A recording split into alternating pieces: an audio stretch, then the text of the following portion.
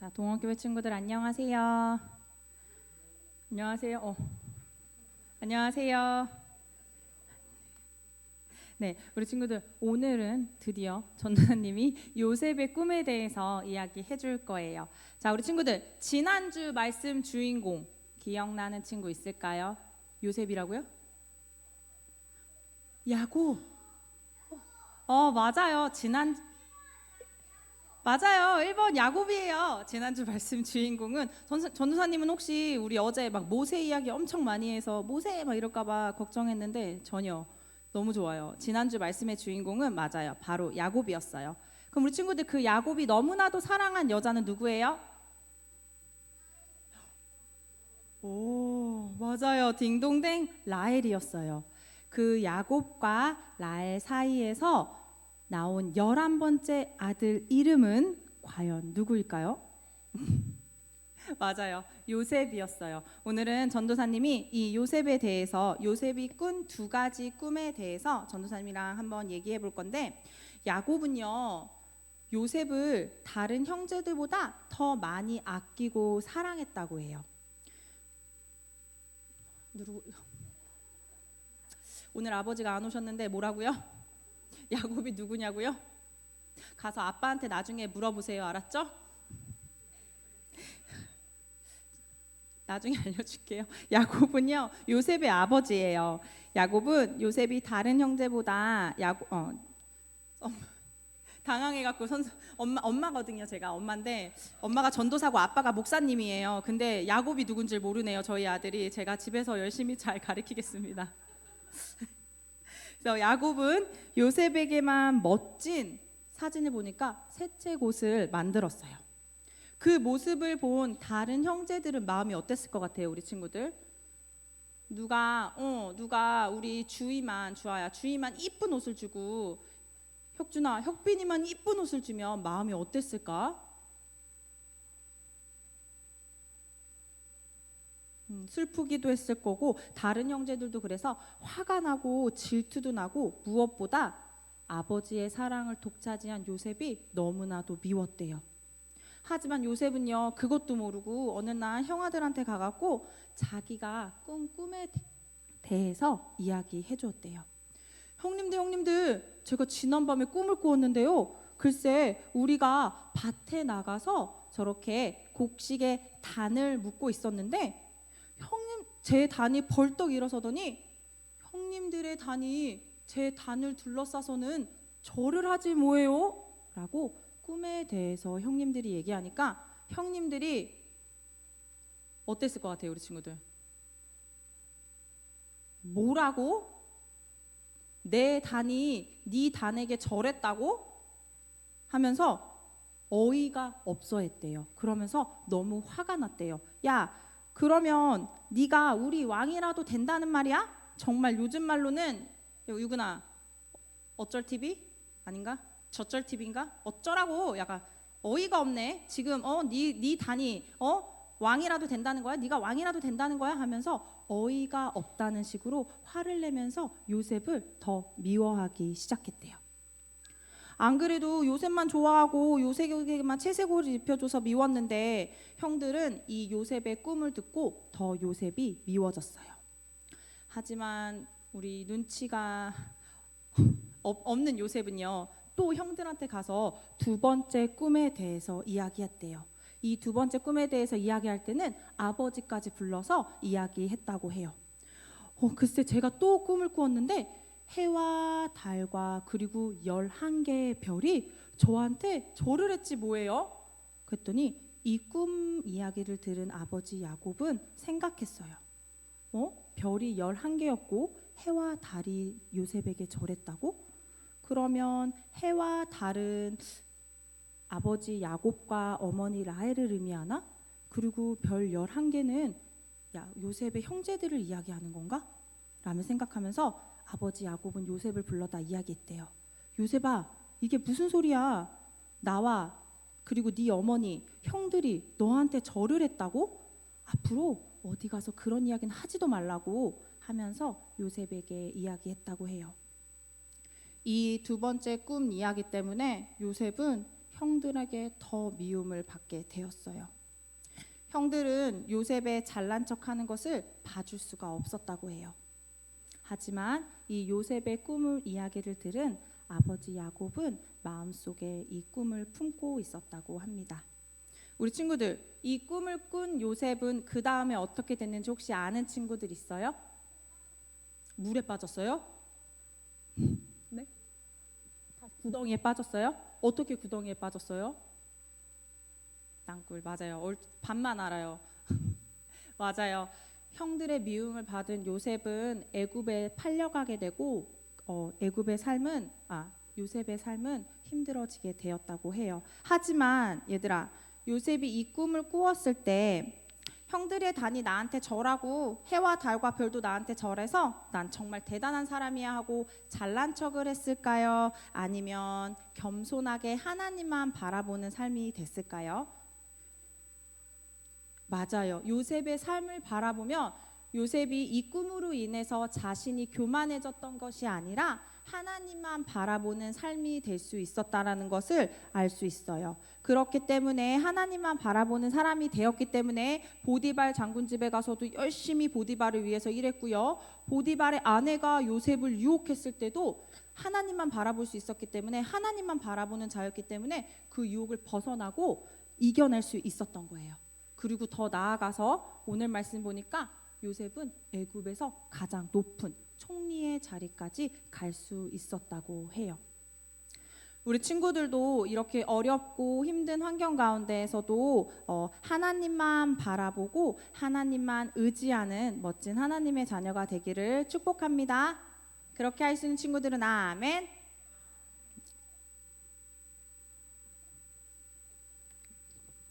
어제도 우리 교회학교 여름 성경학교에서 우리 유치아동부 어린이들이 정말 말씀을 잘 듣고 있구나. 이제 목사님이 좀 놀랐는데 오늘 보니까 어제 지난주 말씀도 기억하고 있어서 또 놀랐어요. 오늘 좀 맛있는 거 좀 아이들 먹이세요. 요셉의 꿈은 방금 우리 전도사님이 보여줬듯이 형제들이 자신에게 절하는 것이었습니다. 심지어 아버지 어머니 포함해서 모든 사람들이 자신에게 절하는 것이었습니다. 우리 다음 장 넘겨주세요. 근데 실제로 요셉의 삶은 꿈대로 되지 않았습니다. 사랑받는 아들에서 17살에 이집트 노예가 되죠. 그리고 30살에 이집트의 총리가 되기까지 수년은 노예로 살았고요. 수년은 감옥에서 죄수로 살았습니다.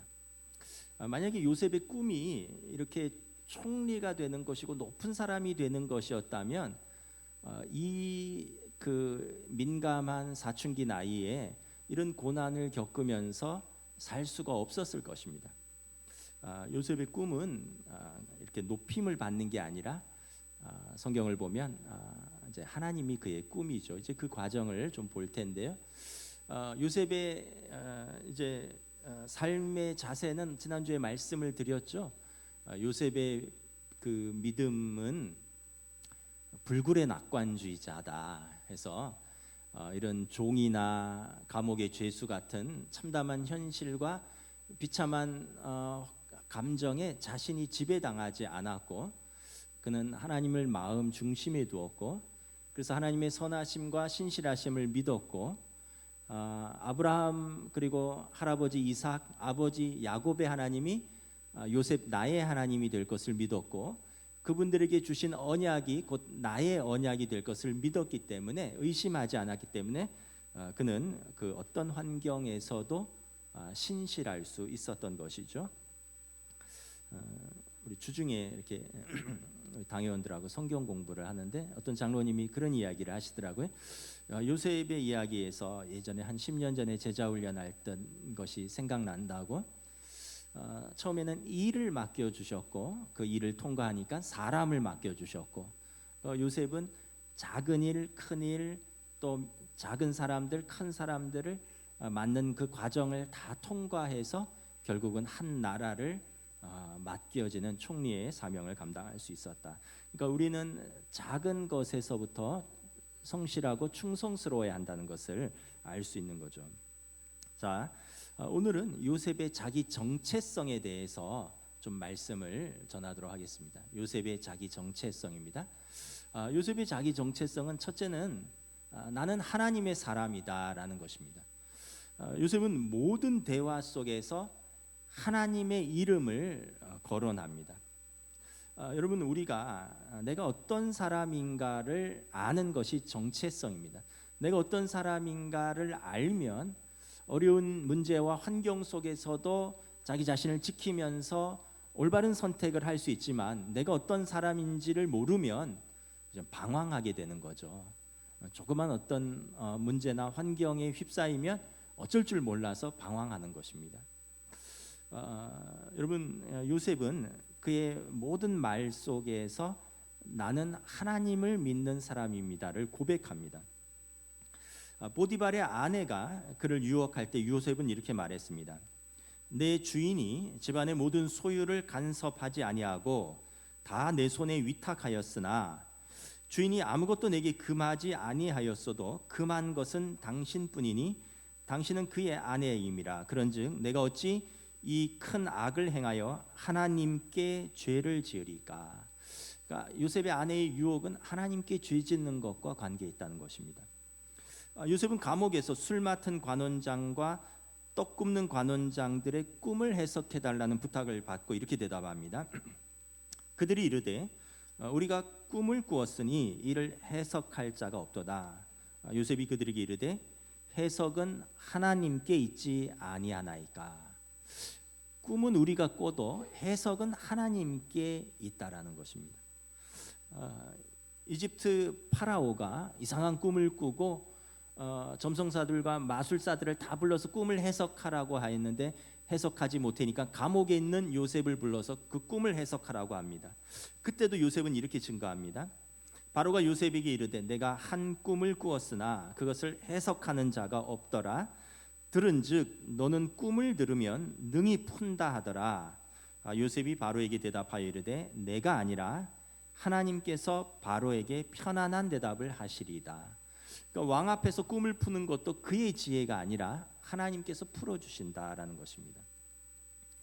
요셉이 두 아들을 낳고 이름을 지어주죠. 큰 아들은 므낫세고 작은 아들은 에브라임입니다. 그런데 그 이름에도 요셉이 그의 장남의 이름을 므낫세라 하였으니 하나님이 내게 내 모든 고난과 내 아버지의 온 집을 일을 잊어버리게 하셨다 하미요.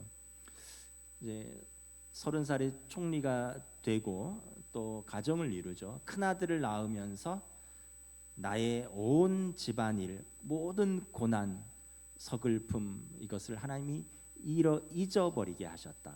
큰 아들은 하나님의 위로라는 뜻입니다. 아들에게 하나님이 주신 은혜를 투영하는 것입니다. 이제 둘째 아들의 이름은 에브라임이니 하나님이 나를 내가 수고한 땅에서 번성하게 하셨다 함이라. 이제 둘째 아들을 낳을 때는 이제 애굽의 총리로서 7년 풍년을 겪으면서 요셉이 엄청난 통치력을 발휘할 때입니다. 하나님께서 내가 수고한 땅에서 내 수고대로 갚아주신다. 내 아들들을 보니 하나님께서 내 수고대로 갚아주신다. 큰 아들은 하나님이 주신 내게 나의 위로, 둘째 아들은 하나님이 내 수고대로 갚아주시는 하나님의 열매라는 것입니다. 그러니까 요셉의 인생의 해석은 모든 것을 하나님 중심으로 해석하는 것입니다. 그리고 오늘 본문에서 요셉의 형들은 지금 애굽 총리 앞에 서 있습니다. 그리고 자신들이 만나고 있는 사람이 23년 전에 자기들이 구덩이에 던졌다가 미디안 상인에게 팔았던 그 잊어버렸던 동생 요셉이라는 것을 알고 형들이 두려워하면서 떱니다. 그때 요셉이 형들에게 이렇게 말합니다. 당신들이 나를 이곳에 팔았다고 해서 근심하지 마소서, 한탄하지 마소서. 나를 이리로 보낸 이는 당신들이 아니요 하나님이시라. 하나님이 나를 애굽 온 땅의 통치자로 삼으셨느니라. 당신들이 판 것 같지만 내가 이곳에 오게 된 것은 하나님이 나를 보내셨다는 것입니다. 여러분, 우리의 말은 우리의 관심사를 나타냅니다. 우리의 말은 우리가 쌓은 것을, 내면에 쌓은 것을 밖으로 표현하는 것입니다. 여러분 어떤 말들을 하고 계십니까? 여러분들의 관심사는 무엇입니까? 언제나 요셉의 입술의 고백의 한 가운데는 하나님이 있었습니다. 왜냐하면 요셉의 자기 정체성은 하나님의 사람이었기 때문에 그렇습니다. 여러분, 때때로 우리가 어려운 문제나 복잡한 상황에 빠질 때가 있습니다. 근데 그때 너무 복잡하게 생각하지 마시고 간단하게 나는 누구인가를 한번 생각해 보시면 됩니다. 나는 누구인가, 나의 정체성은 무엇인가를 생각하면 의외로 문제가 심플해질 때가 있습니다. 그래, 내가 아빠지. 그래, 내가 엄마지. 여러분, 이 한마디에 이렇게 상황이 정리될 때가 있어요. 그래, 내가 장로지. 그래, 내가 권사지. 그래, 내가 목사지. 이럴 때 나의 믿음이 심플하게 정리가 됩니다. 여러분들은 나의 정체성을 어떻게 규정하십니까? 그래, 내가 하나님의 사람이잖아. 나 하나님의 자녀잖아. 여러분, 요셉의 정체성처럼 내가 하나님의 사람이라는 것을 우리의 입으로 고백하고 이것을 붙들 때 여러분, 우리의 문제가 간단하게 하나님께서 우리와 함께 하시는 길로 인도하실 줄을 믿습니다. 두 번째 요셉의 자기 정체성은 뭐냐 하면 나는 선구자다라는 것입니다. 나는 선구자. 여러분, 오늘 본문 5절인데요. 우리 창세기 49장 5절 우리 40 다 함께 읽도록 하겠습니다. 시작. 당신들이 나를 이곳에 팔았다고 해서 근심하지 마소서, 한탄하지 마소서. 하나님이 생명을 구원하시려고 나를 당신들보다 먼저 보내셨나이다. 나는 어떤 사람이라고요? 하나님이 나를 먼저 보내신 사람이다라는 것입니다. 그럼 하나님이 먼저 보내신 사람을 우리는 선구자라고 합니다. 선구자. 여러분, 선구자는 어떤 사람입니까? 제일 먼저 길을 가면서 그 길을 개척하고 그 길을 인도하기 위해서 수고하고 헌신하는 사람입니다. 세례 요한이 여러분 선구자죠. 예수님께서 오실 때 예수님보다 6개월 먼저 와서 예수님의 그 길을 닦고 예수님이 메시아 오심을 미리 선포하면서 아버지의 마음을 자녀들에게 알려주는 엘리야와 같은 역할을 했다. 그 세례 요한이 여러분 예수님보다 6개월 앞서 온 선구자입니다. 선구자는 히브리어로 할루찜입니다. 할루찜. 오늘 이 단어를 좀 많이 사용할 거예요. 이 단어를 기억하기 좋으려면 갈비찜을 생각하시면 돼요. 갈비찜이 아니라 할루찜이다.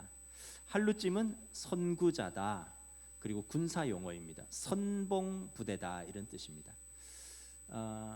가나안 전쟁 때 이제 제일 선봉에 섰던 부대가 므낫세와 갓 지파인데 그들이 할루찜입니다. 선봉 부대.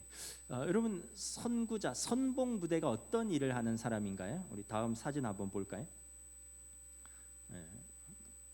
제가 수색대가 군대에서 선봉 부대입니다.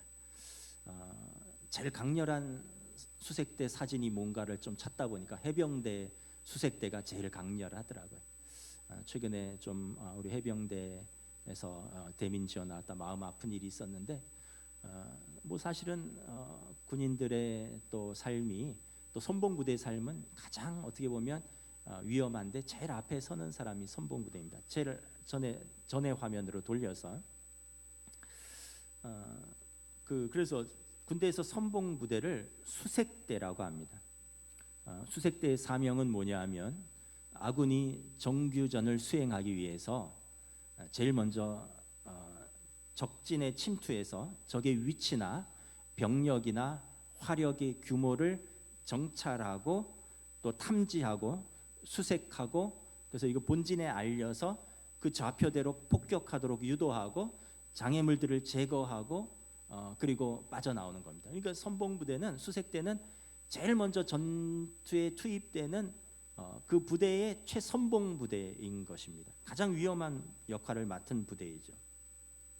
제가 노예 군 선교부장으로 섬길 때 연천에 있는 한 사단의 수색대대 교회를 방문해서 같이 예배를 드릴 수가 있었습니다. 그 교회에서 군목과 또 마침 수색대대 대대장과 그리고 이제 GOP 그 이제 맞교대 들어가는 수색부대원들하고 예배를 드렸는데 놀란 것은 대대장이 중령인데 머리가 병장 수준으로 짧아요. 아주 단호하고 결연한 모습을 보여주더라고요. 그래서 이런저런 이야기를 하면서 이런 이야기를 들었어요. 목사님, 우리 수색대 최전방의 병사들은 유사시를 대비해서 유서를 다 써놓고요. 그리고 손톱을 깎고 머리카락을 같이 보관을 하고 있다는 거예요. 그래서 내가 그래요? 이게 얘기는 듣긴 들었는데 실제로 그렇게 하나요? 했더니 수색대 GOP에 들어가는 병사들은 유서를 써놓고 머리카락과 손톱을 깎아서 이제 유사시 사고가 나면 집으로 보낼 것을 딱 이렇게 보관을 한다는 거예요. 이유는 fight tonight, 오늘 밤 싸울 수 있도록 지금 준비한다는 것입니다. 근데 제가 참 그 결연함에 비장함을 느꼈습니다. 성경에 보면 이스라엘의 할루찜은 므낫세 지파와 갓 지파입니다. 이스라엘 백성은 40년 광야 생활을 마치고요, 가나안 땅을 얻기 위해서 요단 서편으로 건너가야 되는데 요단 동편에서 두 지파가 땅을 이미 얻었습니다. 므낫세 지파와 갓 지파입니다. 므낫세와 갓 지파는 요단 동편에서 정착촌을 얻었기 때문에 요단 서편으로 가려고 하는 마음이 좀 덜했을 것입니다. 그때 모세가 그들을 부릅니다. 므낫세와 갓 지파를 불러서 이렇게 명령합니다. 너희가 요단 서편의 선봉부대다. 너희는 땅을 얻었으니까 너희가 제일 앞에 서야 된다. 그러면서 너희가 만약 그 할루찜 선봉부대의 사명을 거부하면 하나님께서 너희뿐만 아니라 온 민족이 멸망할 것이다 라고 경고합니다. 당신들이 주님을 따르지 않고 돌아선다면 주님께서는 다시 이 모든 백성을 광야에 버려두실 것이요, 우리 백성 모두가 멸망하면 바로 당신들 때문인 줄 아시오. 그 땅이 주님 앞에서 정복되는 날 당신들은 돌아갈 수 있고 주님과 이스라엘에 대한 당신들의 의무에서 벗어날 수 있어. 여러분, 이것이 선구자 할루찜의 제일 중요한 사명인 것입니다. 전체 공동체 앞에서 제일 먼저 앞서는 사람입니다. 요셉이 자기의 정체성을 할루찜이라고 고백하는 것입니다. 선구자라고 말하는 것입니다. 형들이 나를 이곳에 판 것 같지만 그렇지 않습니다. 걱정하지 마십시오. 한탄하지 마십시오. 하나님께서 나를 당신들보다 먼저 보내신 나는 하나님의 선구자입니다. 하나님이 보내신 하나님의 할루찜입니다. 자, 여러분, 이 선구자의 사명은 무엇입니까? 선구자의 사명, 다음 장입니다. 7절 우리 함께 읽도록 하겠습니다. 시작. 하나님이 큰 구원으로 당신들의 생명을 보존하고 당신들의 후손을 세상에 두시려고 나를 당신들보다 먼저 보내셨습니다. 나를 당신들보다 먼저 보내신 이유는 하나님의 큰 구원을 선포하기 위해서입니다.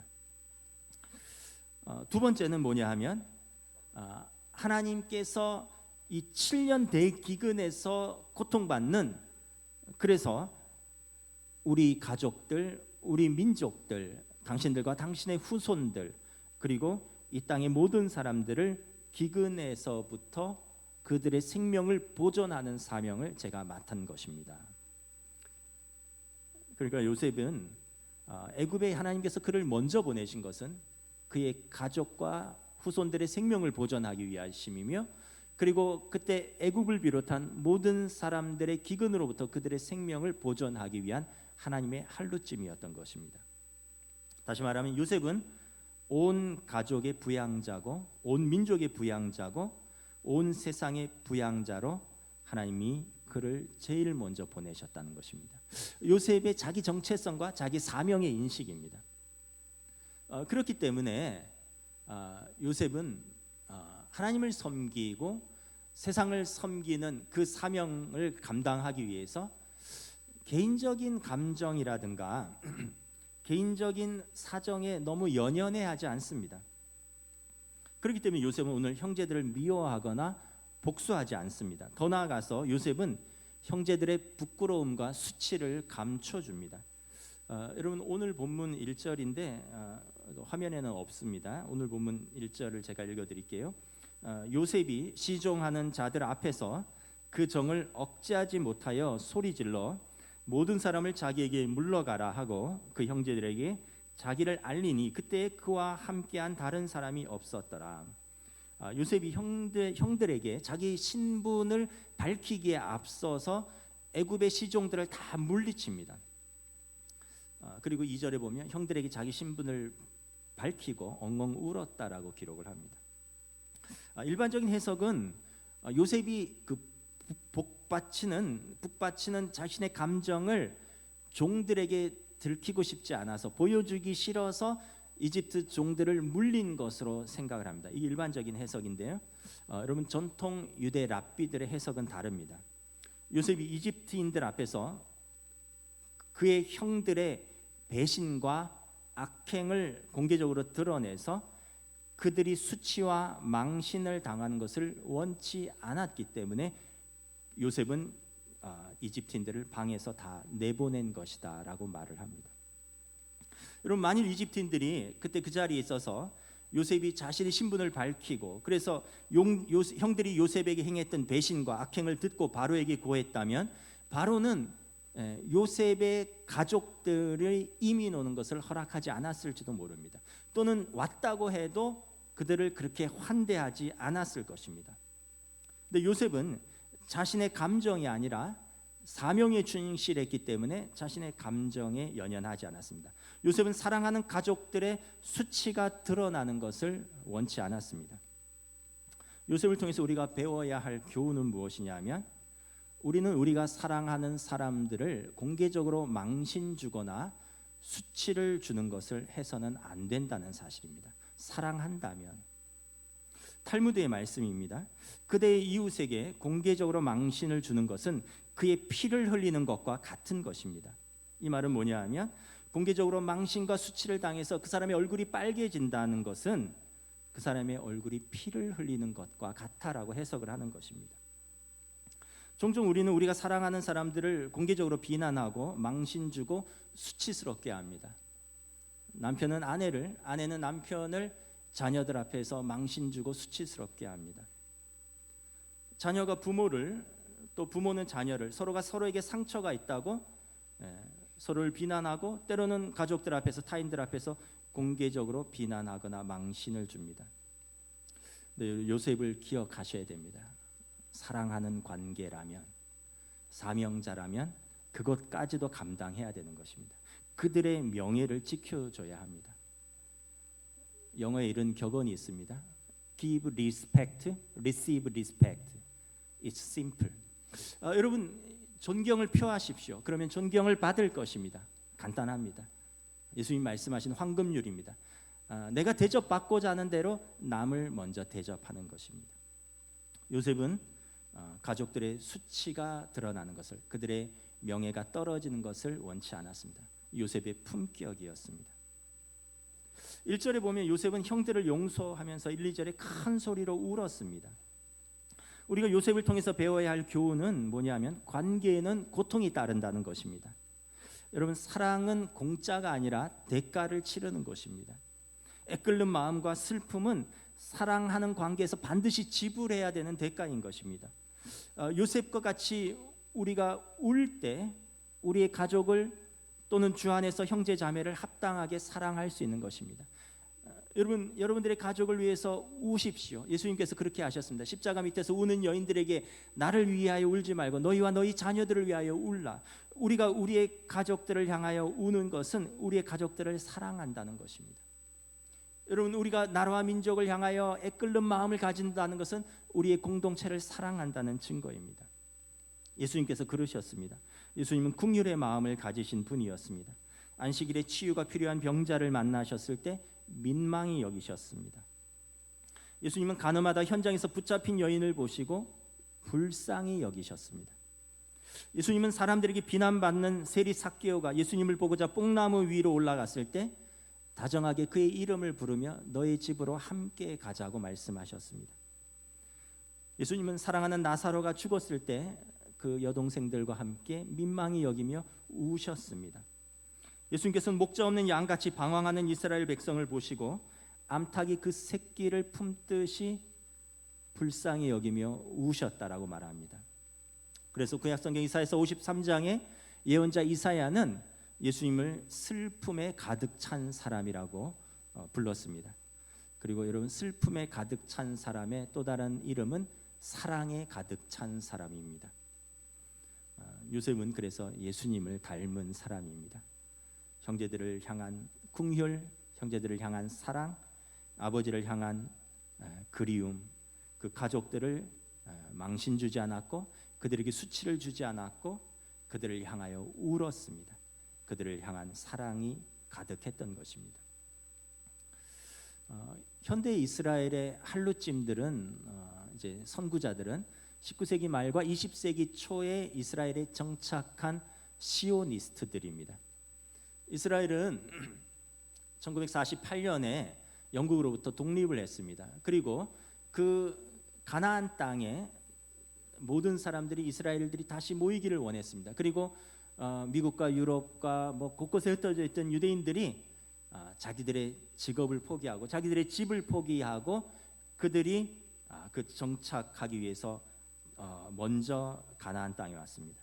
그리고 자신들의 직업, 자신들의 개인적인 기회를 포기하고 유대인들의 고향 땅을 먼저 정착하고 그것을 개척하고 다음 사람을 위하여 준비했습니다.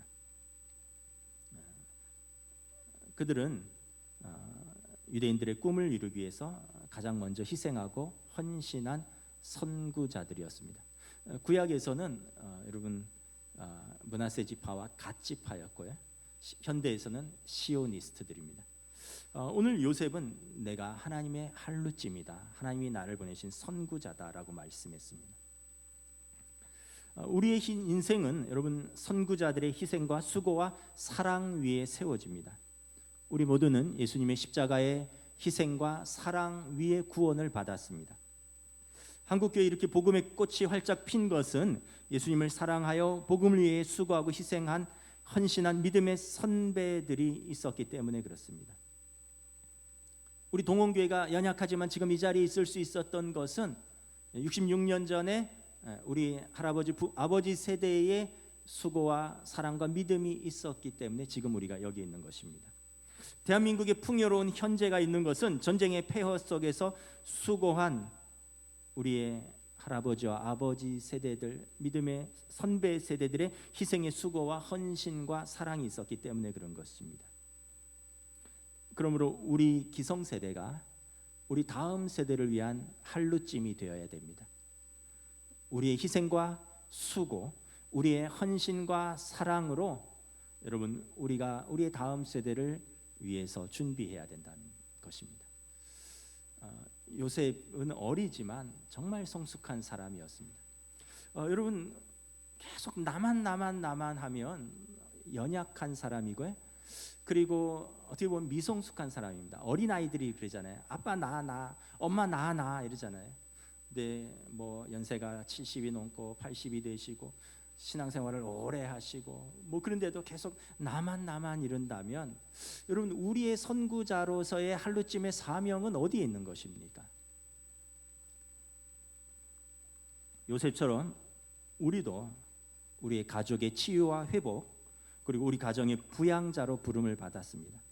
또한 요셉처럼 우리는 우리 교회의 다음 세대를 향한 할루찜으로 선구자로 부름을 받았습니다. 또한 우리 믿는 자들이 우리 한국교회가 이 나라와 민족을 향하여 기도하고 또 복음을 전하고 그들을 사랑하고 섬기는 할루찜의 사명을 받은 것입니다. 예수님을 그리스도로 먼저 영접한 우리가 복음으로 가정과 나라와 민족과 온 세상을 섬기는 부양자로 부름을 받은 것입니다. 그러한 사람이 있는 곳은 행복할 것입니다. 말씀을 마치겠습니다. 요셉의 꿈이 이루어졌습니다. 우리 유치아동부 요셉의 꿈 기억나죠? 형들에게 절 받는 게 요셉의 꿈이었죠, 그죠? 네, 진짜 요셉의 꿈은 무엇일까요? 형들에게 절 받는 걸까요? 제 내용이 너무 어려워서 못 알아들었을 거예요. 형들을 섬기는 것이었습니다. 가족을 섬기는 것이었습니다. 요셉의 꿈은 하나님이었고요. 요셉의 꿈은 하나님을 섬기고 세상을 섬기는 것이었습니다. 자기에게 주신 사람들을 사랑하며 섬기는 것이었습니다. 요셉은 온 가족의 치유자, 회복자가 되었고 요셉은 온 가족의 부양자고 온 세상의 부양자가 되었습니다. 그러면서 요셉은 예수님 닮은 사람입니다. 우리의 꿈이 하나님이 되고 우리의 성품이 예수님 닮아가고 우리가 주님의 더 좋은 제자가 되는 것이 우리의 꿈이 되시기를 우리 주님의 이름으로 축복합니다. 찬양하시겠습니다.